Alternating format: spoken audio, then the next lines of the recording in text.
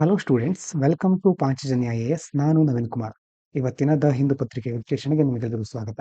ಮೊದಲ ವಿಷಯ, India's trade deficit widened by 93% in September due to higher imports and slump in services exports, reaching its highest level in near 30 months. ನಮ್ಮ trade deficit, ವ್ಯಾಪಾರ ಕೊರತೆ ಅಂತ ಕರೀತೇವೆ. ಏನ್ ಹಾಗಂತಂದ್ರೆ, ಯಾವಾಗ ಒಂದು ಕಂಟ್ರಿಯ ಇಂಪೋರ್ಟ್ ಜಾಸ್ತಿ ಆಗುತ್ತೋ ಎಕ್ಸ್ಪೋರ್ಟ್ಗಿಂತ, ಆವಾಗ ಟ್ರೇಡ್ ಡೆಫಿಸಿಟ್ ಆಗುತ್ತೆ. ಅಂತಂದ್ರೆ ನಾವು ಎಕ್ಸ್ಪೋರ್ಟ್ ಮಾಡೋದು ರಫ್ತು ರಫ್ತು ಅಂತ ಕರಿತೇವೆ ಅಲ್ವಾ. ಎಕ್ಸ್ಪೋರ್ಟಿಗೆ ರಫ್ತು ಅಂತ ಹೇಳ್ತೇವೆ. ಇಂಪೋರ್ಟ್ ಮಾಡೋದು ಆಮದು. ಇಲ್ಲೇನಾಗ್ಬಿಟ್ಟಿದೆ, ಇಂಪೋರ್ಟ್ ಆಮದು ಜಾಸ್ತಿ ಆಗ್ಬಿಟ್ಟಿದೆ, ಎಕ್ಸ್ಪೋರ್ಟು ಕಡಿಮೆ ಆಗ್ಬಿಟ್ಟಿದೆ. ಎಕ್ಸ್ಪೋರ್ಟ್ ರಫ್ತು ಕಡಿಮೆ ಆಗಿದೆ, ಆಮದು ಜಾಸ್ತಿ ಆಗ್ಬಿಟ್ಟಿದೆ. ಆವಾಗ ಟ್ರೇಡ್ ಡೆಫಿಸಿಟ್ ಆಗುತ್ತೆ. ವಿದೇಶಿ ವಿನಿಮಯ ಹೊರ ದೇಶಗಳಿಗೆ ಹೋಗುತ್ತೆ. ಈಗಿರೋ ನ್ಯೂಸ್ ಪ್ರಕಾರ ಇದು 93% ಅಷ್ಟು ಜಾಸ್ತಿ ಆಗಿದೆ, ವಿಸ್ತರಿಸ್ತಾ ಇದೆ. ಕಳೆದ 30 ತಿಂಗಳಲ್ಲೇ ಇದು ಜಾಸ್ತಿ ಅತ್ಯಧಿಕ ಮಟ್ಟವನ್ನು ತಲುಪಿದೆ ಅಂತ ಹೇಳ್ತಾ ಇದ್ದಾರೆ. ಅದರಲ್ಲಿ ಮುಖ್ಯವಾಗಿ ಏನು ಕಾರಣ? ಅದಕ್ಕೆ ಕಾರಣ ಏನಂತಂದ್ರೆ, ಒಂದು ಸೇವಾ ವಲಯದಲ್ಲಿ ಆಗ್ತಾ ಇರ್ತಕ್ಕಂಥ ರಫ್ತು ಕುಸಿತವನ್ನ ಕಾಣ್ತಾ ಇದೆ. ಇನ್ನು 2 ಟರ್ಮ್ ಬರುತ್ತೆ, ನೀವು ಬಜೆಟ್ ನಲ್ಲೂ ಸಹ ಇದನ್ನ ಕೇಳಿರ್ತೀರಿ. Merchandise versus service export. Merchandise ಅಂತಂದ್ರೆ ಗೂಡ್ಸ್, ಸರಕು, ಟೆಕ್ಸ್ಟೈಲು ಐಟಮ್, ಇಂಜಿನಿಯರಿಂಗ್ ಐಟಮ್ ಇದೆಲ್ಲ ಬರುತ್ತೆ. ಅದೇ ಸರ್ವಿಸ್ ಅಂತಂದ್ರೆ ಏನು, IT, ಬಿಸ್ನೆಸ್ ಸರ್ವಿಸ್, ಇದೆಲ್ಲ ಮುಖ್ಯವಾಗಿ ಸರ್ವಿಸ್ ಸೆಂಟರ್ ಬರುತ್ತೆ. ಈಗ ಸರ್ವಿಸ್ ಸೆಕ್ಟರ್ ನಲ್ಲಿ ಡಿಕ್ಲೈನ್ ಆಗಿರೋದ್ರಿಂದ ಈ ಡೆಫಿಸಿಟ್ ಇನ್ನೂ ಜಾಸ್ತಿ ಆಗ್ತಾ ಇದೆ ಅಂತ ಹೇಳ್ತಾ ಇದ್ದಾರೆ. ಇದಾದ ನಂತರ ಸುಪ್ರೀಂ ಕೋರ್ಟ್, ಈಗ ದೀಪಾವಳಿ ಬಂತಲ್ವಾ, ದೆಹಲಿಯಲ್ಲಿ ಗ್ರೀನ್ ಫೈರ್ ಕ್ರ್ಯಾಕರ್ಸ್ ಗಳನ್ನ ಅಲೋ ಮಾಡ್ತಾ ಇದೆ. ಮೊದಲು ಒಂದು ಬ್ಲಾಂಕೆಟ್ ಬ್ಯಾನ್ ಅನ್ನ ವಿಧಿಸ್ತಾ ಇತ್ತು, ಅಂದ್ರೆ ಯಾವುದೇ ಪಟಾಕಿಯನ್ನು ಯೂಸ್ ಮಾಡಬಾರದು, ಸಮಗ್ರ ನಿಷೇಧ. ಆದ್ರೆ ಈಗ ಕೇವಲ ಮಾಲಿನ್ಯಕಾರಕ ಕಡಿಮೆ ಇರುತ್ತಲ್ವಾ, ಅಂತಹ ಪಟಾಕಿಗಳನ್ನ ಅನುಮತಿಸಬಹುದು ಅಂತ ಅದಕ್ಕೆ ಪರ್ಮಿಷನ್ ಕೊಡ್ತಾ ಇದೆ. ಅದಕ್ಕೆ ಗ್ರೀನ್ ಫೈರ್ ಕ್ರ್ಯಾಕರ್ಸ್ ಅಂತಂದ್ರೆ ಏನು ಹಾಗಾದ್ರೆ, ಇದನ್ನ ಹೇಗೆ ಡಿಸೈನ್ ಮಾಡಿರ್ತಾರೆ ಅಂತಂದ್ರೆ, ಎಮಿಷನ್, ಯಾವುದರ ಎಮಿಷನ್, ಹಾರ್ಮ್ಫುಲ್ ಕೆಮಿಕಲ್, ವಿಷಕಾರಿ ಅಥವಾ ಹಾನಿಕಾರಕ ರಾಸಾಯನಿಕಗಳು ಕಡಿಮೆ ಹೊರಸೂಸುತ್ತೆ ಇಂತಹ ಪಟಾಕಿಗಳು. ಉದಾಹರಣೆಗೆ ಸಲ್ಫರ್ ಇರಬಹುದು, ನೈಟ್ರೇಟ್ಸ್ ಇರಬಹುದು, ಇದರ ಹೊರಸೂಸುವಿಕೆ ಕಡಿಮೆ ಇರುತ್ತೆ. ಅದಕ್ಕೆ ನಾವು ಗ್ರೀನ್ ಫೈರ್ ಕ್ರ್ಯಾಕರ್ಸ್ ಅಂತ ಕರಿತೇವೆ. ಇದನ್ನ ಡೆವಲಪ್ ಮಾಡಿರೋದು CSIR. ಯಾಕಂತಂದ್ರೆ ಪೊಲ್ಯೂಷನ್ ಲೆವೆಲ್ ಕಡಿಮೆ ಮಾಡಬೇಕು, ಅದರಲ್ಲೂ ಫೆಸ್ಟಿವಲ್ಗಳಲ್ಲಿ ಜನ ಜಾಸ್ತಿ ಇಂತಹ ಫೈರ್ ಕ್ರ್ಯಾಕರ್ಗಳನ್ನ ಬಳಸ್ತಾರೆ. Article 21, right to life. ಇದ್ರ ಪ್ರಕಾರ ನೋಡಿ, ಒಂದ್ ಕಡೆ ಜೀವನೋಪಾಯ ಮ್ಯಾನುಫ್ಯಾಕ್ಚರರ್ಸ್ ಇರ್ತಾರೆ, ಫೈರ್ ಕ್ರ್ಯಾಕರ್ಗಳನ್ನ ತಯಾರಿಸೋರು ಇರ್ತಾರೆ. ಅದನ್ನ ನಂಬಿಕೊಂಡು ಎಷ್ಟೋ ಕುಟುಂಬಗಳು ಜೀವನೋಪಾಯವನ್ನು ಕಂಡುಕೊಂಡಿರುತ್ತವೆ. ಅವರಿಗೂ ಸಹ ರೈಟ್ ಟು ಲೈಫ್ ಇದೆ. ಅದೇ ಇದನ್ನ ತುಂಬಾ ಅಲೋ ಮಾಡಿಬಿಟ್ರು ಸಹ, ಇದಕ್ಕೆ ಜಾಸ್ತಿ ಪರ್ಮಿಷನ್ ಕೊಟ್ಟರು ಸಹ, ಇದರಿಂದಾಗಿ ಏನಾಗುತ್ತೆ, ವಾತಾವರಣ ಕಲುಷಿತ ಆಗ್ತಾ ಹೋಗುತ್ತೆ ಅಲ್ವಾ. ಸಿಟಿಸನ್ಸ್, ನಮಗೆ ನಾಗರಿಕರಿಗೆ ರೈಟ್ ಟು ಕ್ಲೀನ್ ಏರ್ ಮತ್ತೆ ಹೆಲ್ತ್ ಇದೆ. ಒಳ್ಳೆಯ ಆರೋಗ್ಯ ವ್ಯವಸ್ಥೆ ಪಡ್ಕೊಳ್ಳೋದು, ಶುದ್ಧವಾದ ಗಾಳಿಯನ್ನ ಪಡ್ಕೊಳ್ಳೋದು ನಾಗರಿಕರ ಹಕ್ಕು. ಇದು ಎರಡನ್ನೂ ಸಹ ಬ್ಯಾಲೆನ್ಸ್ ಮಾಡ್ಕೊಂಡು ಹೋಗ್ಬೇಕಾದ ಪರಿಸ್ಥಿತಿ ನಮ್ಮ ಮುಂದೆ ಇರುತ್ತೆ. Government stated that Maoist violence, Maoist ಅಂತಂದ್ರೆ left wing extremism. Left wing extremism ಅಂತ ಬಂದಾಗ ನೀವು ಕೇಳಿರಬಹುದು, ನಕ್ಸಲಿಸಮ್ ಅನ್ನ ಕೇಳಿರ್ತೀರಿ. ಯಾಕಾಗುತ್ತೆ ಅದು? ಯಾಕಾಗುತ್ತೆ ಅಂತಂದ್ರೆ, ಕೆಲವೊಂದು ಫಾರೆಸ್ಟ್ ಏರಿಯಾ ಇರಬಹುದು ಅಥವಾ ಟ್ರೈಬಲ್ ಏರಿಯಾ ಇರುತ್ತೆ. ಆ ಟ್ರೈಬಲ್ ಏರಿಯಾದಲ್ಲಿ ಡೆವಲಪ್ಮೆಂಟ್ ಆಗಿರೋದಿಲ್ಲ. ಡೆವಲಪ್ಮೆಂಟ್ ಯಾಕಾಗಿರೋದಿಲ್ಲ ಅಂತಂದ್ರೆ, ಒಂದು ಟಫ್ ಟೆರೇನ್, ಆ ಭೌಗೋಳಿಕ ಪ್ರದೇಶ ಡೆವಲಪ್ಮೆಂಟ್ಗೆ ಸೂಟ್ ಆಗೋದಿಲ್ಲ, ಅಥವಾ ಸರ್ಕಾರ ಕೈಗೊಂಡ ಕ್ರಮಗಳನ್ನ ಅಷ್ಟು ಸುಲಭವಾಗಿ ಅಲ್ಲಿ ಜಾರಿಗೆ ತರಲಿಕ್ಕೆ ಆಗೋದಿಲ್ಲ. ಆ ಒಂದು ವಲಯದ ಒಂದು ಸಮಸ್ಯೆ ಇರಬಹುದು, ಅಥವಾ ಇನ್ನೊಂದು ಸರ್ಕಾರದ ನಿರ್ಲಕ್ಷ್ಯ, ಗೌರ್ಮೆಂಟ್ ನೆಗ್ಲೆಕ್ಟ್ ಮಾಡುತ್ತೆ, ಸರಿಯಾಗಿ ಇಂಪ್ಲಿಮೆಂಟೇಷನ್ ಮಾಡೋದಿಲ್ಲ. ಇದರಿಂದಾಗಿ ಏನಾಗುತ್ತೆ, ಅವರಿಗೆ ಒಂಥರ ನೆಗ್ಲಿಜೆನ್ಸಿ ಫೀಲಿಂಗ್ ಬರ್ತಾ ಹೋಗುತ್ತೆ. ಇವರನ್ನ ಮಾವೋಯಿಸ್ಟ್ಗಳು ಅಥವಾ ಬೇರೆ ಬೇರೆ ರೀತಿಯ ಸಂಘಟನೆಗಳು ಮಿಸ್ಯೂಸ್ ಮಾಡಿಕೊಂಡು ಲೆಫ್ಟ್ ವಿಂಗ್ ಎಕ್ಸ್ಟ್ರೀಮಿಸಮ್ ಜಾಸ್ತಿ ಹಬ್ಸೋಕೆ ಟ್ರೈ ಮಾಡ್ತಾರೆ. ಸೋಶಿಯೋ ಎಕನಾಮಿಕ್ ಗ್ರಿವ್ಯಾನ್ಸಸ್, ಆ ಕುಂದುಕೊರತೆಗಳಲ್ಲಿ ಆ ಒಂದು ಮನಸ್ಥಿತಿ ಇರೋದ್ರಿಂದ ಅದರಿಂದ ಜಾಸ್ತಿ ಆಗ್ತಾ ಹೋಗುತ್ತೆ. ಅದರಲ್ಲೂ ಟ್ರೈಬಲ್ ಮತ್ತೆ ಫಾರೆಸ್ಟ್ ರೀಜನ್ಗಳಲ್ಲಿ ಇದನ್ನ ನಾವು ಕಾಣಬಹುದು. ಈಗ ನ್ಯೂಸ್ ಏನಿದೆ ಅಂತಂದ್ರೆ, ಈ ಲೆಫ್ಟ್ ವಿಂಗ್ ಎಕ್ಸ್ಟ್ರೀಮಿಸಮ್ ಅನ್ನೋದು ಕೇವಲ 11 ಡಿಸ್ಟ್ರಿಕ್ಟ್ಗಳಿಗೆ ಮಾತ್ರ ಸೀಮಿತ ಆಗಿದೆ. ಮೊದಲು ಬಹಳ ರಾಜ್ಯಗಳಲ್ಲಿ ವ್ಯಾಪಿಸ್ಕೊಂಡಿತ್ತು ಇದು. ಈಗ ಇದನ್ನ ರೆಡ್ಯೂಸ್ ಮಾಡಿದ್ದೇವೆ ಅಂತ ಈಗ ಸರ್ಕಾರ ಹೇಳ್ತಾ ಇದೆ. ಮೊದಲೆಲ್ಲ ಗಣನೀಯ ಪ್ರಮಾಣದಲ್ಲಿ ಇರೋದು ಈಗ ಇಳಿಕೆ ಆಗಿದೆ ಅಂತ ಗೊತ್ತಾಗುತ್ತೆ. ಇನ್ನು ರೆಡ್ ಕಾರಿಡಾರ್ ಅಂತ ಯಾವ ಕರಿತೇವೆ, region spanning central and eastern India. Red corridor ಅಂತ ಮೊದಲು ಈ ನಕ್ಸಲಿಸಮ್ ಬಹಳ ಸ್ಪ್ರೆಡ್ ಆಗಿದ್ದಾಗ ಅದು ಈ ಕಡೆ ಮಹಾರಾಷ್ಟ್ರ, ಛತ್ತೀಸ್ಗಢ, ಜಾರ್ಖಂಡ್, ಒಡಿಶಾ ಇದೆಲ್ಲ ಕಡೆ ಸ್ಪ್ರೆಡ್ ಆಗಿತ್ತು. ಆ ಒಂದು ವಲಯವನ್ನ ರೆಡ್ ಕಾರಿಡಾರ್ ಅಂತ ಕರೀತಾರೆ. ಅಂದ್ರೆ ಅದು ಎಲ್ಲಿ ಈ ನಕ್ಸಲ್ ಮಾವೋಯಿಸ್ಟ್ ಆಕ್ಟಿವಿಟೀಸ್ಗಳಿಂದ ಅಫೆಕ್ಟ್ ಆಗಿರುತ್ತೋ ಆ ವಲಯಕ್ಕೆ ರೆಡ್ ಕಾರಿಡಾರ್ ಅಂತ ಕರೀತಾರೆ. ಇದಾದ ನಂತರ India stated it is not the right time to begin official trade. Bharat ಅಮೆರಿಕದ ಜೊತೆ ಈಗ ವ್ಯಾಪಾರ ಒಪ್ಪಂದದ ಮಾತುಕತೆಗಳನ್ನು ನಡೆಸಲಿಕ್ಕೆ ಇದು ಸರಿಯಾದ ಸಮಯ ಅಲ್ಲ. ಯಾಕಂದ್ರೆ ಅಮೆರಿಕದಲ್ಲೇ ಕೆಲವೊಂದು ಸ್ಲೋ ಡೌನ್ ಆಗಬಹುದು, ಶಟ್ ಡೌನ್ ಆಗಬಹುದು, ಕೆಲವೊಂದು ಇಶ್ಯೂಗಳು ಅಲ್ಲಿ ನಡೀತಾ ಇದೆ. ಆ ಇಶ್ಯೂಗಳು ಇರಬೇಕಾದ್ರೆ ನಾವು ಒಪ್ಪಂದ ಮಾಡ್ಕೊಳ್ಳೋದು ಸರಿಯಲ್ಲ ಅಂತ ಭಾರತ ಹೇಳ್ತಾ ಇದೆ. ಟ್ರೇಡ್ ನೆಗೋಸಿಯೇಷನ್ ಅಂತಂದ್ರೆ ಈಗ ಎರಡು ದೇಶಗಳು ಮಾತುಕತೆ ನಡೆಸೋದು. ಇಲ್ಲಿ ಎರಡು ದೇಶಗಳು ನಡೆಸ್ತಾ ಇವೆ. ಕೆಲವೊಂದ್ ಕಡೆ ಬೇರೆ ಬೇರೆ ದೇಶಗಳು ಬಹು ರಾಷ್ಟ್ರೀಯ ಒಪ್ಪಂದಗಳು ಸಹ ನಡೆಯುತ್ತೆ. ಏನ್ ಮಾಡ್ತಾರೆ ಇದರಲ್ಲಿ? ಈಗ ವ್ಯಾಪಾರ ನಡೆಸಬೇಕಾದ್ರೆ ಏನಾದ್ರು ಅಡೆತಡೆಗಳಿರುತ್ತೆ. ಈಗ ಟ್ಯಾರಿಫ್ಗಳಿರ್ಬಹುದು, ಅದನ್ನೆಲ್ಲ ಕಡಿಮೆ ಮಾಡಿ, ಕೋಟಾಗಳನ್ನ ಕಡಿಮೆ ಮಾಡಿ ಈಸಿಯಾಗಿ ಟ್ರೇಡ್ ನಡಿಬೇಕು. ಅದಕ್ಕೆ ಸಂಬಂಧಪಟ್ಟ ಮಾತುಕತೆಗಳನ್ನು ನಡೆಸ್ತಾರೆ. ಇದರಲ್ಲಿ FTA ಫ್ರೀ ಟ್ರೇಡ್ ಅಗ್ರಿಮೆಂಟು ಅಥವಾ ಪ್ರಿಫರೆನ್ಷಿಯಲ್ ಟ್ರೇಡ್ ಅಗ್ರಿಮೆಂಟು ಇದರ ಬಗ್ಗೆ ಸಹ ಮಾತುಕತೆ ಆಗುತ್ತೆ. ಇನ್ನು ನಮ್ಮ ಬಯೋಟೆಕ್ನಾಲಜಿ ವಲಯ ಇದೆಯಲ್ವಾ ಇಂಡಿಯಾದ್ದು, ಈ ಸೆಕ್ಟರು ತುಂಬಾ ದೊಡ್ಡ ಮಟ್ಟದಲ್ಲಿ ವಿಸ್ತರಿಸ್ತಾ ಇದೆ ಅಂತಂದ್ರೆ ವಿಸ್ತರಿಸೋದು ಯಾವ ಮೂಲಕ ಅಂತ ಈಗ ನೋಡಿ. ಬಯೋಟೆಕ್ನಾಲಜಿ ಸೆಕ್ಟರ್ಗೆ ಸಂಬಂಧಪಟ್ಟ ಹಾಗೆ ಸುಮಾರು 10,000 ಸ್ಟಾರ್ಟ್ಅಪ್ಗಳು ಬಂದಿವೆ. 10,000 ಸ್ಟಾರ್ಟ್ಅಪ್ಗಳಿದೆ. ಆದ್ರೆ ಈ ಸ್ಟಾರ್ಟ್ಅಪ್ಗಳ ಸಂಖ್ಯೆ ಏನೋ ದೊಡ್ಡದಿದೆ, ಆದ್ರೆ ಇವು ದೊಡ್ಡ ಮಟ್ಟಕ್ಕೆ ಬೆಳೀತಾ ಇಲ್ಲ. ಸಂಖ್ಯೆ ದೊಡ್ಡದಾಗೋದು ಮುಖ್ಯ ಅಲ್ಲ, ಅದು ಎಲ್ಲ ಲೋ ಲೆವೆಲ್ ಸ್ಟಾರ್ಟ್ಅಪ್ಗಳಾಗಿದ್ರೆ ಅದರಿಂದ ಯೂಸ್ ಆಗೋದಿಲ್ಲ. ಹೈ ಲೆವೆಲ್ಗೆ ಅದು ಬೆಳಿಬೇಕು. ಆದ್ರೆ ಅಲ್ಲಿ ಏನು ಇಶ್ಯೂ ಬರ್ತಾ ಇದೆ? ಯಾಕಂತಂದ್ರೆ ಇನ್ಫ್ರಾಸ್ಟ್ರಕ್ಚರ್ ಇಲ್ಲ ಮೊದಲನೇದು. ಅದ್ರ ಜೊತೆ ರೆಗ್ಯುಲೇಟರಿ ಡಿಲೇಸ್, ನಿಯಂತ್ರಕ ಕ್ರಮಗಳು ಜಾಸ್ತಿ ಇರೋದ್ರಿಂದ ಎಲ್ಲವನ್ನ ಫಾಲೋ ಮಾಡೋ ತನಕ ತುಂಬಾ ಟೈಮ್ ಬೇಕು. ಮತ್ತೆ ಫಂಡಿಂಗ್, ಅದಕ್ಕೋಸ್ಕರ ಹಣಕಾಸಿನ ಸಹಾಯ ಸಿಗೋದು ಬಹಳ ಕಷ್ಟ. ಇನ್ನು ಬಯೋ ಎಕಾನಮಿ ಅಂತ ಒಂದು ಟರ್ಮ್ ಬರುತ್ತೆ. ಇದು ಏನಂತಂದ್ರೆ ಈಗ ಬಯೋಟೆಕ್ನಾಲಜಿ ಪ್ರಾಡಕ್ಟ್ಗಳು, ಸರ್ವಿಸ್ಗಳೆಲ್ಲ ಇರುತ್ತೆ ಅಲ್ವಾ. ಯಾವುದು ಉದಾಹರಣೆಗೆ ವ್ಯಾಕ್ಸಿನ್ಸು, ಡಯಾಗ್ನೋಸ್ಟಿಕ್ಸು, ಬಯೋಸಿಮಿಲರ್ಸು, ಅಗ್ರಿಕಲ್ಚರ್ ಬಯೋಟೆಕ್, ಇದೆಲ್ಲದರಿಂದ ಮುಖ್ಯವಾಗಿ ಇದಕ್ಕೆ ಸಂಬಂಧಪಟ್ಟಂತಹ ಎಕನಾಮಿಕ್ ಆಕ್ಟಿವಿಟೀಸ್ಗಳು. ಅದಕ್ಕೆ ಏನಂತ ಕರಿತೇವೆ? ಬಯೋ ಎಕನಾಮಿ ಅಂತ ಕರಿತೇವೆ. ಈಗ ನಮ್ಮ ದೇಶ ಒಂದು ಟಾರ್ಗೆಟ್ ಇಟ್ಕೊಂಡಿದೆ, 2030 ಒಳಗೆ ಈ ಬಯೋ ಎಕನಾಮಿಯಿಂದ ಕನಿಷ್ಠ ಅಥವಾ ಟಾರ್ಗೆಟ್ ಏನು, $300 ಬಿಲಿಯನ್ ನಷ್ಟಾದ್ರೂ ನಮಗೆ ವ್ಯಾಲ್ಯೂ ಜನರೇಟ್ ಆಗಬೇಕು ಅನ್ನುವಂಥ ಟಾರ್ಗೆಟ್ ಇಟ್ಕೊಂಡಿದ್ದೇವೆ. ಇನ್ನು ಗುಡ್ ಮ್ಯಾನುಫ್ಯಾಕ್ಚರಿಂಗ್ ಪ್ರಾಕ್ಟೀಸ್ ಅಂತ ಒಂದು ಟರ್ಮ್ ಬರುತ್ತೆ. ಹೀಗಂತಂದ್ರೆ ಏನು? ಈಗ ಮೆಡಿಕಲ್ ಮತ್ತೆ ಬಯೋಟೆಕ್ನಾಲಜಿ ಪ್ರಾಡಕ್ಟ್ಗಳಿರುತ್ತೆ. ಅದನ್ನ ಮ್ಯಾನುಫ್ಯಾಕ್ಚರ್ ಮಾಡಬೇಕಾದ್ರೆ ಕ್ವಾಲಿಟಿ ಮತ್ತೆ ಸೇಫ್ಟಿಗೆ ಜಾಸ್ತಿ ಮಹತ್ವ ಕೊಡಬೇಕು. ಹಾಗಾದಾಗ ಮಾತ್ರ ನಾವು ಅದನ್ನ ಗ್ಲೋಬಲ್ ಮಾರ್ಕೆಟ್ಗಳಿಗೆ ತಲುಪಿಸ್ಲಿಕ್ಕಾಗೋದು. ನಿನ್ನೆ ನೋಡಿದ್ವಲ್ವಾ, ಈಗೆಲ್ಲ ಜಾಸ್ತಿ ದೇಶಗಳು ಮಹತ್ವ ಕೊಡೋದು ಗ್ರೀನ್ಗೆ ಮತ್ತೆ ಕ್ಲೀನಿಗೆ. ಗ್ರೀನ್ ಆಗಿರ್ಬೇಕು, ಅದು ಕ್ಲೀನ್ ಆಗಿರ್ಬೇಕು, ಪರಿಸರ ಸ್ನೇಹಿ ಆಗಿರ್ಬೇಕು, ಸ್ವಚ್ಛವಾಗಿರ್ಬೇಕು. ಹಾಗಾಗಿ ನಮ್ಮ ಕ್ವಾಲಿಟಿ ಮತ್ತೆ ಸೇಫ್ಟಿ ಸ್ಟ್ಯಾಂಡರ್ಡ್ಗಳನ್ನ ಜಾಸ್ತಿ ಮಾಡ್ಕೊಂಡಾಗ ಮಾತ್ರ ಬಹಳ ದೇಶಗಳಲ್ಲಿ ನಾವು ಅದನ್ನ ತಲುಪಿಸಬಹುದು. ಕೇವಲ ಕಾಸ್ಟ್ ಕಡಿಮೆ ಮಾಡಿದ್ರೆ ಸಾಕಾಗೋದಿಲ್ಲ. ಅದಕ್ಕೆ ನಿನ್ನೆ ನಾವು ಟ್ರ್ಯಾಕ್ಟರ್ ಇಶ್ಯೂ ನೋಡಿದ್ವಿ. ಟ್ರ್ಯಾಕ್ಟರ್ಗಳಿಗೆ ಸಂಬಂಧಪಟ್ಟದ್ದು ನೆನಪು ಮಾಡ್ಕೊಳ್ಳಿ. ಇನ್ನು ಇದಾದ ನಂತರ ನೋಡಿ, ಒಂದು ಆರ್ಟಿಕಲ್ ಡಿಸ್ಕಸ್ ಮಾಡೋಣ. ನ್ಯಾವಿಗೇಟಿಂಗ್ ದಿ ಗ್ಲೋಬಲ್ ಎಕನಾಮಿಕ್ ಟ್ರಾನ್ಸ್ಫಾರ್ಮೇಶನ್. ಯಾವಾಗಲೂ ನೀವು ಕೇಳಿರಬಹುದು, ಒಂದ್ ಕಡೆ US ಇರುತ್ತೆ, ಇನ್ನೊಂದ್ ಕಡೆ ಚೀನಾ ಇರುತ್ತೆ. ಇವು ಪೈಪೋಟಿ ಮಾಡ್ತಾ ಇರುತ್ತೆ, ಕಾಂಪಿಟೇಷನ್. ಯಾವುದಕ್ಕೋಸ್ಕರ? ಒಂದು ಮಿಲಿಟರಿ ಕಾಂಪಿಟೇಷನ್. ನಾವು ಸೇನೆ ಸಂಬಂಧಪಟ್ಟ ಹಾಗೆ ಯುದ್ಧಕ್ಕೆ ಸಂಬಂಧಪಟ್ಟ ಕಾಂಪಿಟೇಷನ್, ಅದರ ಜೊತೆ ಎಕನಾಮಿಕ್ ಕಾಂಪಿಟೇಷನ್, ಆರ್ಥಿಕತೆಯಲ್ಲೂ ಸಹ ಮುಂದೋಗ್ಬೇಕು ಅಂತ ಎರಡು ದೇಶಗಳು. ಅದರ ಜೊತೆ ಟೆಕ್ನಾಲಜಿಕಲ್ ಅಲ್ವಾ, ತಂತ್ರಜ್ಞಾನದಲ್ಲೂ ನಾವು ಮುಂದಿರ್ಬೇಕು ಅಂತ ಎರಡೂ ಕಾಂಪಿಟೇಷನ್ ಮಾಡ್ತಾ ಇರುತ್ತೆ. ಈ ಕಾಂಪಿಟೇಷನ್ ಕೇವಲ ಎರಡು ದೇಶಗಳಿಗೆ ಮಾತ್ರ ಸೀಮಿತ ಆಗಿರೋದಿಲ್ಲ.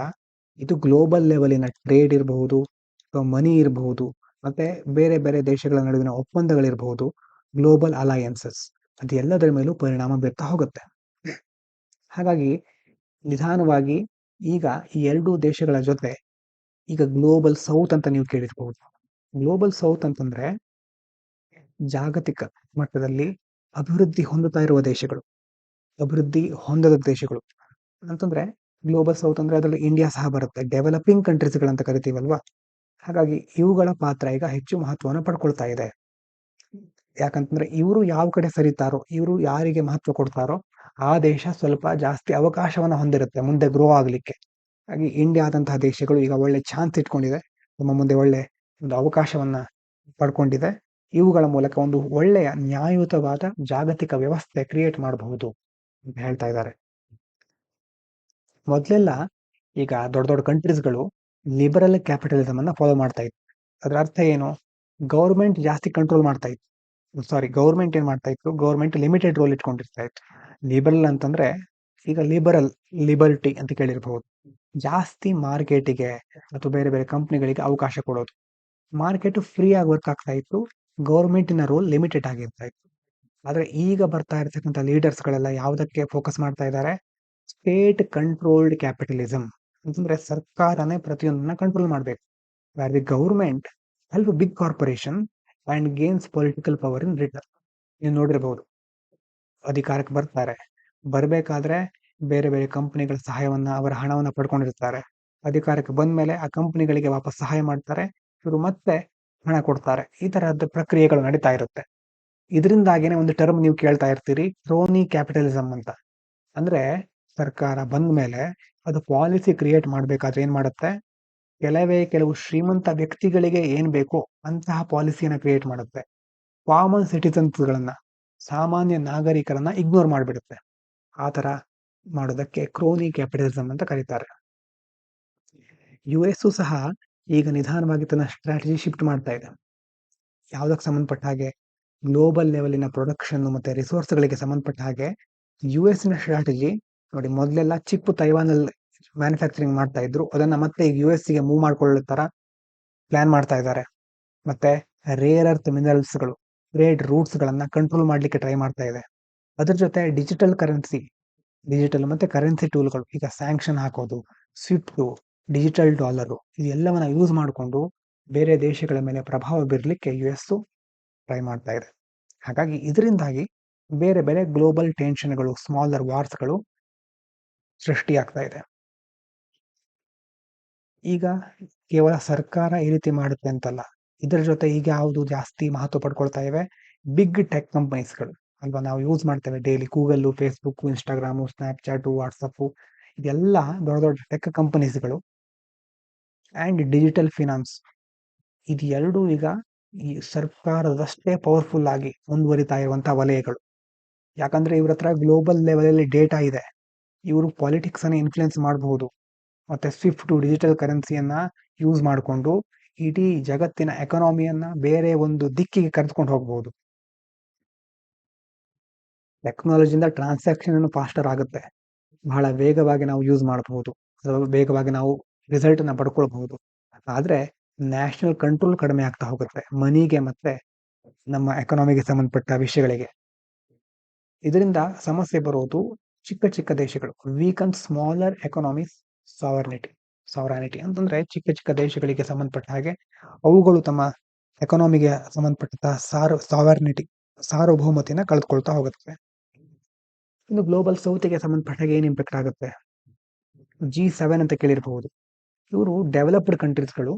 ಮೊದಲೆಲ್ಲ ಜಾಸ್ತಿ ಅಂಡರ್ ಡೆವಲಪಿಂಗ್ ಕಂಟ್ರೀಸ್ಗಳಿಗೆ ಅಥವಾ ಅಭಿವೃದ್ಧಿ ಹೊಂದುತ್ತಾ ಇರುವ ದೇಶಗಳಿಗೆ ಫೈನಾನ್ಷಿಯಲ್ ಏಡ್ ಅನ್ನು ಕೊಡ್ತಾ ಇದ್ರು, ಹಣಕಾಸಿನ ಸಹಾಯವನ್ನು ಮಾಡ್ತಾ ಇದ್ರು. ಆದ್ರೆ ಈಗ ಅದನ್ನ ಕಡಿಮೆ ಮಾಡಿದೆ, ಕಟ್ ಮಾಡ್ತಾ ಇವೆ ಇವು.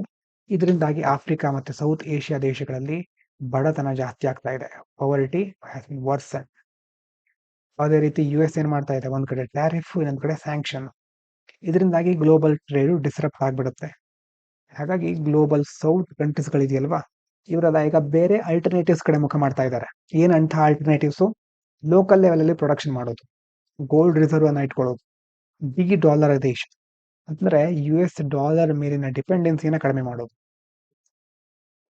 ಇಂಡಿಯಾಕ್ಕೆ ಏನು ಆಪರ್ಚುನಿಟಿ ಇದೆ ಹಾಗಾದ್ರೆ? ಈಗ India can play a leading roll ಅಂತಂದ್ರೆ ನಾವು IMF, ವರ್ಲ್ಡ್ ಬ್ಯಾಂಕ್ ಅಲ್ಲಿ ರಿಫಾರ್ಮ್ಗಳಾಗ್ಲಿಕ್ಕೆ ಧ್ವನಿ ಎತ್ತಬೇಕು.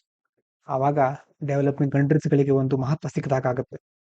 ಅದರ ಜೊತೆ ಸೌತ್ ಕೋಆಪರೇಷನ್, ಬ್ರಿಕ್ಸ್ ತರಹನೇ ಬೇರೆ ಬೇರೆ ಗ್ರೂಪಿಂಗ್ ಗಳನ್ನ ಕ್ರಿಯೇಟ್ ಮಾಡೋದು. ಅದರಲ್ಲಿ ಅಭಿವೃದ್ಧಿ ಹೊಂದಿದ ದೇಶಗಳಿಗೆ ಆದ್ಯತೆ ಕೊಡುವ ಬದಲು ಅಭಿವೃದ್ಧಿ ಹೊಂದುತ್ತಾ ಇರುವ ದೇಶಗಳನ್ನ ಪ್ರಮುಖವಾಗಿ ನಾವು ಗಮನಿಸಬೇಕು.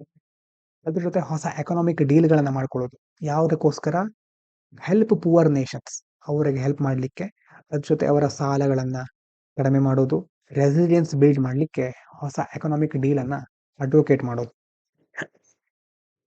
ಇದು ಹೊರಗಡೆ ಮಾಡೋದಾಯ್ತು. ನಮ್ಮ ದೇಶದಲ್ಲಿ ಏನ್ ಮಾಡಬಹುದು ನಾವು? ನಮ್ಮ ದೇಶದಲ್ಲಿ ಕ್ರೂಷಿಯಲ್ ಸೆಕ್ಟರ್ಸ್ಗಳಿರುತ್ತೆ. ಉದಾಹರಣೆಗೆ energy, defence, health care, education, digital finance, ಇದು ಎಲ್ಲವನ್ನ ಸರ್ಕಾರ ನೋಡ್ಕೊಳ್ಬೇಕು. ಸರ್ಕಾರ ಜವಾಬ್ದಾರಿ ತೆಗೆದುಕೊಳ್ಬೇಕು. ಪಬ್ಲಿಕ್ ಸೆಕ್ಟರ್ ಎಂಟರ್ಪ್ರೈಸ್ಗಳನ್ನ, ಸಾರ್ವಜನಿಕ ಉದ್ದಿಮೆಗಳನ್ನ ದೊಡ್ಡ ದೊಡ್ಡ ಸ್ಟ್ರಾಟಜಿಕ್ ರೋಲ್ಗಳಿಗೆ ರೋಲ್ ತೆಗೆದುಕೊಳ್ಳುವ ಹಾಗೆ ಎನ್ಕರೇಜ್ ಮಾಡಬೇಕು. ಅವುಗಳನ್ನ ಪ್ರೈವೇಟೈಸ್ ಮಾಡೋದಲ್ಲ. ಡಿಸ್ಇನ್ವೆಸ್ಟ್ಮೆಂಟು, ಪ್ರೈವೇಟೈಸೇಷನ್ ಅಂತ ಕೇಳ್ತೀವಲ್ವಾ, ಅದರ ಬದಲು ಅವುಗಳಿಗೆ ದೊಡ್ಡ ದೊಡ್ಡ ರೆಸ್ಪಾನ್ಸಿಬಿಲಿಟಿ ಕೊಡೋದು. ಅದ್ರ ಜೊತೆ ಆಂಟಿ ಮೊನೋಪೊಲಿ ಲಾಗಳನ್ನ ಕ್ರಿಯೇಟ್ ಮಾಡೋದ್ರ ಮೂಲಕ ಕಾನ್ಸಂಟ್ರೇಷನ್ ಆಫ್ ವೆಲ್ತ್, ಸಂಪತ್ತು ಒಂದೇ ಕಡೆ ಕ್ರೋಢೀಕರಣ ಆಗಬಾರ್ದು, ಅದನ್ನ ತಪ್ಪಿಸಬೇಕು. ಎಲ್ಲ ಕಡೆ ಸಂಪತ್ತಿನ ಸಮಾನ ಹಂಚಿಕೆ, ವಿತರಣೆ ಆಗಬೇಕು. ಅದ್ರ ಜೊತೆ ಸೈನ್ಸು, ಟೆಕ್ನಾಲಜಿ, ಎಜುಕೇಶನ್ ಇದರೆಲ್ಲ ಇನ್ವೆಸ್ಟ್ ಮಾಡಬೇಕು. ನಮ್ಮ R&D, ರಿಸರ್ಚ್ ಮತ್ತೆ ಡೆವಲಪ್ಮೆಂಟ್ಗೆ ಸಂಬಂಧಪಟ್ಟಂತಹ ಇನ್ವೆಸ್ಟ್ಮೆಂಟ್ ಯಾವಾಗಲೂ ಕಡಿಮೆ ಇರುತ್ತೆ. ಹಾಗಾಗಿ ಅಲ್ಲಿ ಇನ್ವೆಸ್ಟ್ ಮಾಡೋದ್ರ ಮೂಲಕ ನ್ಯಾಷನಲ್ ಸ್ಟ್ರೆಂತ್ ಅನ್ನ ಬಿಲ್ಡ್ ಮಾಡಬೇಕು. ಇದ್ರ ಜೊತೆ ನಾವು ಯಾವಾಗಲೇ ಫಾರಿನ್ ಪಾಲಿಸಿ ಮಾಡ್ಕೋಬೇಕಾದ್ರೆ ಕೇವಲ ಏನೋ ಜಸ್ಟ್ ನಾವು ಯಾವುದೋ ಒಂದು ಪಾರ್ಟಿ ಇರುತ್ತೆ ಪಾಲಿಟಿಕ್ಸ್ ನಲ್ಲಿ, ಬಿಜೆಪಿ, ಕಾಂಗ್ರೆಸ್ ಇದೆಲ್ಲ ಬರುತ್ತಲ್ವಾ, ಆ ಪಾರ್ಟಿ ತಾನು ಪಾಪ್ಯುಲರ್ ಆಗಕ್ಕೆ ಯಾವುದೋ ಪಾಲಿಸಿ ತರೋದಕ್ಕಿಂತ ನಮ್ಮ ಪಾಲಿಸಿ ಹೇಗಿರಬೇಕು, ನ್ಯಾಷನಲ್ ಮತ್ತೆ ಕಾನ್ಸ್ಟಿಟ್ಯೂಷನಲ್ ಗೋಲ್ಸ್ ಗಳನ್ನ ಗುರಿ ಮುಟ್ಟೋ ರೀತಿ ಇರಬೇಕು. ಆ ಗೋಲ್ಸ್ ಗಳನ್ನ ರೀಚ್ ಆಗಬೇಕು. ನಾವು ದೇಶೀಯ ಮಟ್ಟದಲ್ಲಿ, ಅಂತಾರಾಷ್ಟ್ರೀಯ ಮಟ್ಟದಲ್ಲಿ ಮತ್ತು ಸಂವಿಧಾನಾತ್ಮಕವಾಗಿ ಏನೇನು ತತ್ವಗಳಿದೆಯೋ ಎಲ್ಲವನ್ನ ನಾವು ಸಮರ್ಥವಾಗಿ ನಿರ್ವಹಿಸಬೇಕು. ಆ ರೀತಿಯಾದ ಪಾಲಿಸಿಗಳನ್ನ, ಫಾರಿನ್ ಪಾಲಿಸಿಯನ್ನ ನಾವು ಜಾರಿಗೊಳಿಸಬೇಕಾಗುತ್ತೆ. ಅದಕ್ಕೋಸ್ಕರನೇ ನಾವು ನಾನ್ ಅಲೈನ್ಡ್ ಅಥವಾ ಮಲ್ಟಿ ಅಲೈನ್ಡ್ ಅಪ್ರೋಚ್ ಅಂತ ಕರಿತೇವೆ. ನಾನ್ ಅಲೈನ್ ಆಗಿರೋದು ಅಂತಂದ್ರೆ ಯಾರ ಜೊತೆನೂ ಸೇರ್ಕೊಳ್ದೇ ಇರೋದು. ಮಲ್ಟಿ ಅಲೈನ್ಡ್ ಅಂತಂದ್ರೆ ಬಹಳ ಬೇರೆ ಬೇರೆ ದೇಶಗಳ ಜೊತೆ ನಾವು ಸಂಬಂಧವನ್ನ ಸಮರ್ಥವಾಗಿ ನಿರ್ವಹಿಸೋದು. ಎರಡೂ ಸಹ ಬಹಳ ಇಂಪಾರ್ಟೆಂಟ್. ಎಲ್ಲಿ ಹೇಗಿರ್ಬೇಕು ಅಂತ ಗೊತ್ತಿರಬೇಕು ಅಂತ ಈ ಆರ್ಟಿಕಲ್ ಅಲ್ಲಿ ಹೇಳ್ತಾ ಇದ್ದಾರೆ. ಇದಾದ ನಂತರ ಎರಡನೇದು ಬಹಳ ಇಂಪಾರ್ಟೆಂಟ್ ಅಂತ ಆರ್ಟಿಕಲ್, ನಿಮ್ಗಿದು ಎಥಿಕ್ಸು, ಎಸ್ಸೆ ಮತ್ತೆ ಅದ್ರ ಜೊತೆ ಪಾಲಿಟಿ, ಜುಡಿಷಿಯರಿ, ಅದೆಲ್ಲ ಕಡೆ ನಿಮ್ಗೆ ಹೆಲ್ಪ್ ಆಗುತ್ತೆ. ಇಲ್ಲಿರೋ ಡೇಟಾಗಳು ಬಹಳ ಇಂಪಾರ್ಟೆಂಟ್ ನೋಡಿ. ಜುಡಿಷಿಯರಿಯಲ್ಲೇ ಜೆಂಡರ್ ಇಂಬ್ಯಾಲೆನ್ಸ್ ಯಾವ ತರ ಇದೆ, ಈಕ್ವಾಲಿಟಿ ಇರಬೇಕು ಅಥವಾ ಸಮಾನತೆ ಇರಬೇಕು, ಜೆಂಡರ್ ಇಕ್ವಿಟಿ ಇರಬೇಕು ಅಂತ ಪದೇ ಪದೇ ನ್ಯಾಯಾಲಯಗಳು ಹೇಳ್ತಾ ಇರುತ್ತವೆ. ಆದ್ರೆ ಆ ವ್ಯವಸ್ಥೆಯಲ್ಲೇ ಯಾವ ತರ ಇದೆ ಅಂತ ಈ ಆರ್ಟಿಕಲ್ ಅಲ್ಲಿ ಹೇಳ್ತಾ ಇದ್ದಾರೆ ನೋಡಿ. ಸುಪ್ರೀಂ ಕೋರ್ಟ್ ಜಡ್ಜಸ್ಗಳು, ಹೈಕೋರ್ಟ್ ಜಡ್ಜಸ್ಗಳೆಲ್ಲ ಇದಾರಲ್ವಾ, ಅದರಲ್ಲಿ ವಿಮೆನ್ ಜಡ್ಜಸ್ಗಳ ಪ್ರಮಾಣ ಎಷ್ಟಿದೆ? ಡೇಟಾ ನೋಡಿದ್ರೆ ನಿಮ್ಗೆ ಆಶ್ಚರ್ಯ ಆಗ್ಬಹುದು. Women are only 14% in high court, 3% in supreme court. ನೋಡಿ, ಸುಪ್ರೀಂ ಕೋರ್ಟ್ ಅಲ್ಲಿ ಓನ್ಲಿ 3%, ಹೈಕೋರ್ಟ್ ಅಲ್ಲಿ 14%. 100ರಲ್ಲಿ ಇಲ್ಲಿ 3, ಹೈಕೋರ್ಟ್ ಅಲ್ಲಿ 14 ಅಷ್ಟೇ ಇರೋದು ಮಹಿಳೆಯರ ಪ್ರಮಾಣ. ಅದ್ರ ಜೊತೆ ಸುಪ್ರೀಂ ಕೋರ್ಟ್ ಅಲ್ಲಿ ಓನ್ಲಿ 1 ವುಮೆನ್ ಜಡ್ಜ್, ಒಬ್ಬ ಮಹಿಳಾ ನ್ಯಾಯಮೂರ್ತಿಗಳು. ಏನಂತಂದ್ರೆ ಫಸ್ಟ್ ವುಮೆನ್ ಚೀಫ್ ಜಸ್ಟಿಸ್ ಆಗುವ ಒಂದು ಅವಕಾಶ ಹೊಂದಿರುವರು. ಭಾರತದಲ್ಲಿ ಇನ್ನೂ ವಿಮೆನ್ ಚೀಫ್ ಜಸ್ಟಿಸ್ ಆಗಲೇ ಇಲ್ಲ. ಈಗ ಒಬ್ಬರಿದ್ದಾರೆ, ಅವರಿಗೆ ಅವಕಾಶ ಇದೆ. ಇನ್ನು ಹೈಕೋರ್ಟ್ಗಳಿಗೆ ಸಂಬಂಧಪಟ್ಟ ಹಾಗೆ 25 ಹೈಕೋರ್ಟ್ ಅಲ್ಲಿ ಓನ್ಲಿ ಒನ್ ಒಬ್ಬರಿಗೆ ಮಾತ್ರ ಚೀಫ್ ಜಸ್ಟಿಸ್ ಆಗಲಿಕ್ಕೆ ಅವಕಾಶ ಸಿಕ್ಕಿರೋದು. ಅದರ ಅರ್ಥ ಏನು? ರೆಪ್ರೆಸೆಂಟೇಷನ್, ಮಹಿಳೆಯರಿಗೆ ಪ್ರಾತಿನಿಧಿತ್ವ, ಡೈವರ್ಸಿಟಿ, ಫೇರ್ನೆಸ್, ಇದೆಲ್ಲ ಯಾವ ಮಟ್ಟದಲ್ಲಿದೆ ಹಾಗಾದ್ರೆ ಅನ್ನೋದ್ರ ಬಗ್ಗೆ ಇದು ಪ್ರಶ್ನೆಗಳನ್ನ ಹುಟ್ಟುಹಾಕುತ್ತೆ. ಆದ್ರೆ ಕಾರಣ ಏನು ಈ ತರ ಇರ್ಲಿಕ್ಕೆ? ಮೇನ್ ರೀಸನ್ ಏನು ಅಂತ ಈ ಆರ್ಟಿಕಲ್ ಅಲ್ಲಿ ಹೇಳೋದೇನಂತಂದ್ರೆ, ಇದಕ್ಕೆ ಕಾರಣ ಕೊಲಿಜಿಯಂ ಸಿಸ್ಟಮ್. ಇದರಲ್ಲಿ ಜಡ್ಜಸ್ಗಳೇ ಉಳಿದ ಜಡ್ಜಸ್ಗಳನ್ನ ಅಪಾಯಿಂಟ್ ಮಾಡ್ತಾರೆ. ಆದ್ರೆ ಏನಾಗ್ಬಿಡುತ್ತೆ, ಇವ್ರು ಹೇಳೋ ಪ್ರಕಾರ ಸೀನಿಯರ್ ಮೇಲ್ ಜಡ್ಜಸ್ಗಳಿರ್ತಾರೆ, ದೊಡ್ಡ ಮಟ್ಟದಲ್ಲಿ ಪುರುಷ ನ್ಯಾಯಮೂರ್ತಿಗಳಿರ್ತಾರೆ. ಅವರು ಎಲಿಟಿಸ್ಟ್, ಕ್ಲೋಸ್ ಆಗಿ ಇರುತ್ತೆ. ಆ ಗ್ರೂಪ್ ನಲ್ಲಿ ಯಾವ ನಿರ್ಧಾರಗಳನ್ನ ಯಾಕೆ ತೆಗೆದುಕೊಳ್ತಾರೆ ಅಂತ ಹೊರಗಡೆಯವರಿಗೆ ಗೊತ್ತಾಗೋದಿಲ್ಲ. ಹಾಗಾಗಿ ಅದರಿಂದ ವಿಮೆನ್, ಮಹಿಳೆಯರು ಮತ್ತೆ ಮಾರ್ಜಿನಲೈಸ್ಡ್ ಕಮ್ಯುನಿಟೀಸ್, ಅಲ್ಪಸಂಖ್ಯಾತರು ಇರಬಹುದು, ಹಿಂದುಳಿದ ವರ್ಗಗಳಿರಬಹುದು, ಅವರ ಒಂದು ಇಶ್ಯೂಗಳು ಅಲ್ಲಿ ಮುನ್ನೆಲೆಗೆ ಬರೋದೇ ಇಲ್ಲ. ಮತ್ತೆ ಅವರು ನೆಟ್ವರ್ಕ್ ಬಿಲ್ಡ್ ಮಾಡ್ಲಿಕ್ಕೂ ಸಾಧ್ಯ ಆಗೋದಿಲ್ಲ. ಅವರಿಗೆ ಅಲ್ಲಿ ಯಾವುದೇ ಒಳ್ಳೆ ಮಹತ್ವ ಸಿಕ್ಕೋದಿಲ್ಲ. ಅದರ ಜೊತೆ ಈ ಪ್ರೊಸೆಸ್ ಟ್ರಾನ್ಸ್ಪರೆಂಟ್ ಆಗಿಲ್ಲ, ಓಪನ್ ಆಗಿ ಸಹ ಇಲ್ಲ. ಇದರಿಂದಾಗಿ ಎಲ್ರಿಗೂ ಈಕ್ವಲ್ ಆಪರ್ಚುನಿಟಿ ಸಿಗ್ತಾ ಇದೆಯಾ ಇಲ್ವಾ ಅಂತಾನೆ ಗೊತ್ತಾಗೋದಿಲ್ಲ. ಇದು ಹೈಯರ್ ಜುಡಿಷಿಯರಿ ಕತೆ. ಆದ್ರೆ ನೋಡಿ, ಲೋವರ್ ಜುಡಿಷಿಯರಿ ಇದೆಯಲ್ವಾ, ಇಲ್ಲಿ ಸ್ವಲ್ಪ ಆದ್ರೂ ಸಿಚುವೇಶನ್ ಬೆಟರ್ ಆಗಿದೆ. ಅರೌಂಡ್ 38% ಜಡ್ಜಸ್ ಆರ್ ವುಮೆನ್, 38% ಇದ್ದಾರೆ. ಯಾಕೆ ಅಂತಂದ್ರೆ ಇಲ್ಲಿ ರಿಕ್ರೂಟ್ಮೆಂಟ್ ಮಾಡ್ಕೊಳ್ಳೋದು ಕಾಂಪಿಟೇಟಿವ್ ಎಕ್ಸಾಮ್ಗಳ ಮೂಲಕ. ಅಲ್ಲಿ ಓಪನ್ ಆಗಿರುತ್ತೆ ಎಕ್ಸಾಮ್, ಎಲ್ರಿಗೂ ಅವಕಾಶ ಇರುತ್ತೆ, ಮತ್ತೆ ಮೆರಿಟ್ ಬೇಸಿಸ್ ಮೇಲೆ ಇಲ್ಲಿ ಅಪಾಯಿಂಟ್ ಮಾಡ್ಕೊಳ್ತಾರೆ. ಆದ್ರೆ ಈ ಸಂದರ್ಭದಲ್ಲೂ ನಮಗೆ ಒಂದು ಯಾವ ತರ ಸಿಚುವೇಶನ್ ಇದೆ ನೋಡಿ. Even at this level basic facilities R lacking. ಇದು ಬಹಳ ವಿಷಾದಕರ ಸಂಗತಿ ನೋಡ್ಕೊಳ್ಳಿ. 20% of courts did not have separate toilets for women in 2023. 2023ರ ಮಾಹಿತಿ ಪ್ರಕಾರ 20% ಕೋರ್ಟ್ಗಳಲ್ಲಿ ಮಹಿಳೆಯರಿಗೆ ಪ್ರತ್ಯೇಕ ಶೌಚಾಲಯ ವ್ಯವಸ್ಥೆ ಸಹ ಇಲ್ಲ. ನಾವೇನು ಹಳ್ಳಿಗಳಲ್ಲಿ ಯಾವುದೋ ಮೂಲೆಯಲ್ಲಿರೋ ವಿಷಯದ ಬಗ್ಗೆ ಮಾತಾಡ್ತಾ ಇಲ್ಲ. ಇದಾಗ್ತಾ ಇರೋದು ಯಾವುದರಲ್ಲಿ? ಕೋರ್ಟ್ ಅಲ್ಲಿ. ಹಾಗಾದ್ರೆ ಏನ್ ಸೊಲ್ಯೂಷನ್ ಇದಕ್ಕೆ? ಆಲ್ ಇಂಡಿಯಾ ಜುಡಿಷಿಯಲ್ ಸರ್ವಿಸ್ ಅಂತ ಎಕ್ಸಾಮ್ ಕಂಡಕ್ಟ್ ಮಾಡೋದು. ಈ ಇಂಬ್ಯಾಲೆನ್ಸ್ ತಪ್ಪಿಸ್ಲಿಕ್ಕೆ ಬೇರೆ ಬೇರೆ ಎಕ್ಸ್ಪರ್ಟ್ಗಳು, ಅದ್ರ ಜೊತೆ ರಾಷ್ಟ್ರಪತಿಯವರು ಸಹ ಹೇಳಿದ್ದಾರೆ, ಆಲ್ ಇಂಡಿಯಾ ಜುಡಿಷಿಯಲ್ ಸರ್ವಿಸ್ ಅಂತ ಮಾಡೋದು. ಯಾವ ತರ IAS IPS ಇರ್ತಾರಲ್ವಾ, ಅದೇ ತರಾನೇ UPSC ಮೂಲಕ ಟ್ರಾನ್ಸ್ಪರೆಂಟ್ ಆಗಿ ಎಕ್ಸಾಮ್ ಬೇಸ್ಡ್ ಸೆಲೆಕ್ಷನ್ ಮಾಡೋದು. ಅಲ್ಲಿ ಮಹಿಳೆಯರಿಗೆ OBC SC ST EWS ಎಲ್ರಿಗೂ ಅವಕಾಶ ಕೊಡೋದು. ಇದರಿಂದ ಬಯಾಸ್ ಕಡಿಮೆ ಆಗುತ್ತೆ, ಫೇವರೇಟಿಸಮ್ ನೆಪೋಟಿಸಮ್ ಎಲ್ಲ ಕಡಿಮೆ ಮಾಡಬಹುದು ಅಂತ ಹೇಳ್ತಾ ಇದ್ದಾರೆ. ಅಷ್ಟೇ ಅಲ್ಲ, ನಮ್ಮ ಸಂವಿಧಾನದಲ್ಲಿ ಆರ್ಟಿಕಲ್ 312 ಇದೆ. ಕಾನ್ಸ್ಟಿಟ್ಯೂಷನ್ ಏನ್ ಹೇಳುತ್ತೆ ಅಂತಂದ್ರೆ, ಇದು ಪಾರ್ಲಿಮೆಂಟ್ಗೆ ಅಧಿಕಾರ ಕೊಟ್ಟಿದೆ. ಇಂತಹ ಒಂದು ಸರ್ವಿಸ್ ಅನ್ನ ಕ್ರಿಯೇಟ್ ಮಾಡಬಹುದು ಅಂತ ಪಾರ್ಲಿಮೆಂಟ್ಗೆ ಸಂವಿಧಾನ ಆಲ್ರೆಡಿ ಅಲೋ ಮಾಡಿದೆ. ಇದ್ರ ಜೊತೆ UPSC ಅನ್ನೋದು ಒಂದು ಸಕ್ಸಸ್ಫುಲ್ ಮಾಡೆಲ್ ಆಗಿ ನಾವು ನೋಡಬಹುದು ಅಲ್ವಾ.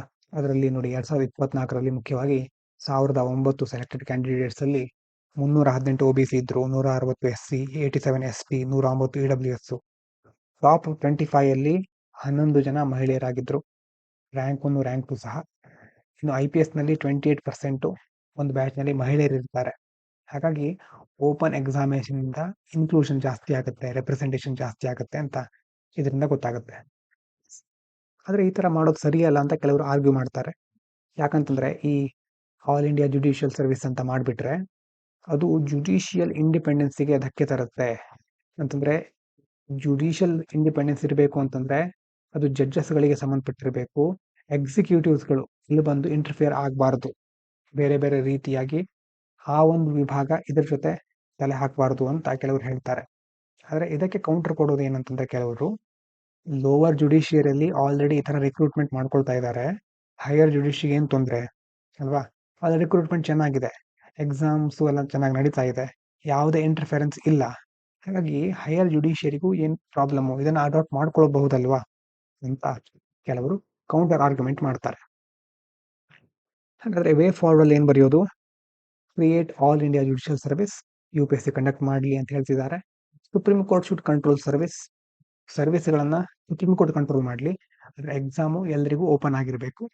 ಅದ್ರ ಜೊತೆ ಟ್ರೈನಿಂಗು, ಕೆರಿಯರ್ ಪ್ರೋಗ್ರೆಷನ್, ಇನ್ಫ್ರಾಸ್ಟ್ರಕ್ಚರು, ಮಹಿಳಾ ನ್ಯಾಯಮೂರ್ತಿಗಳಿಗೆ ಸಂಬಂಧಪಟ್ಟ ಹಾಗೆ ಇದೆಲ್ಲ ಒದಗಿಸಬೇಕು. ಮತ್ತೆ ಜಡ್ಜಸ್ ಸೆಲೆಕ್ಷನ್ ಅಲ್ಲಿ ಟ್ರಾನ್ಸ್ಪರೆನ್ಸಿ, ಮೆರಿಟ್ ಮತ್ತೆ ಡೈವರ್ಸಿಟಿನ ಪ್ರಮೋಟ್ ಮಾಡೋದು. ಇದಿಷ್ಟು ಮುಂದೆ ನಾವು ಕೈಗೊಳ್ಳಬೇಕಾದ ಕ್ರಮಗಳು.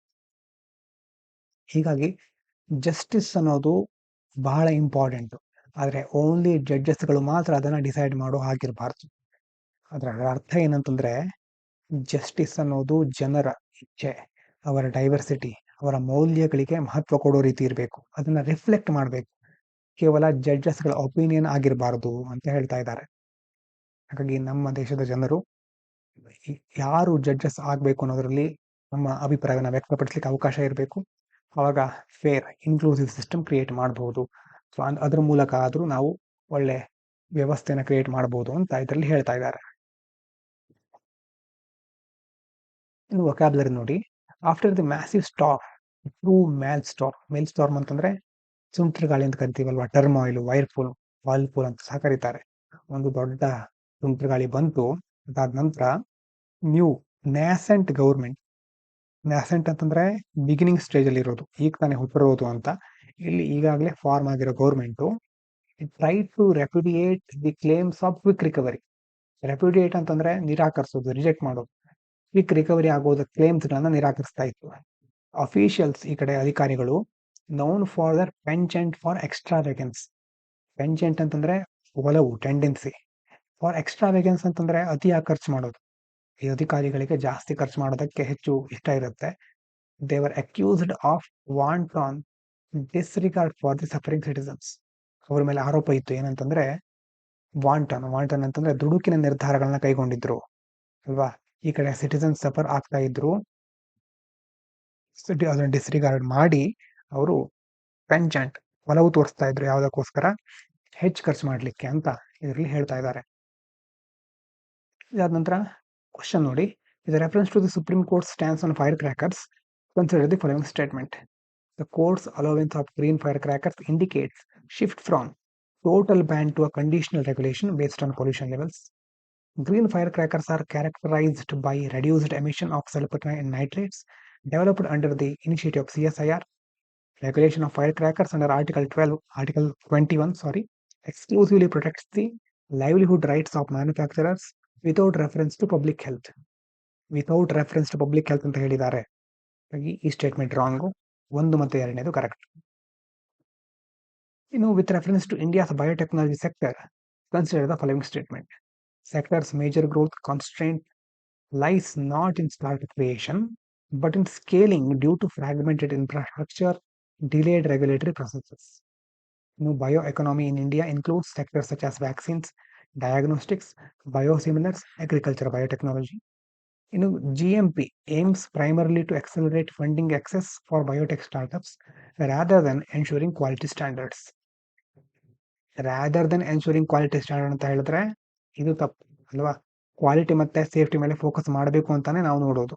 ಹಾಗಾಗಿ 3ನೇ ಸ್ಟೇಟ್ಮೆಂಟ್ ರಾಂಗು. 1 ಮತ್ತು 2ನೇದು ಕರೆಕ್ಟ್. ಇಷ್ಟು ಇವತ್ತಿನ ಮುಖ್ಯವಾದ ವಿಚಾರಗಳು. ಎಲ್ರಿಗೂ ಧನ್ಯವಾದಗಳು. ಇದು ಪಾಂಚಜನ್ಯ IAS.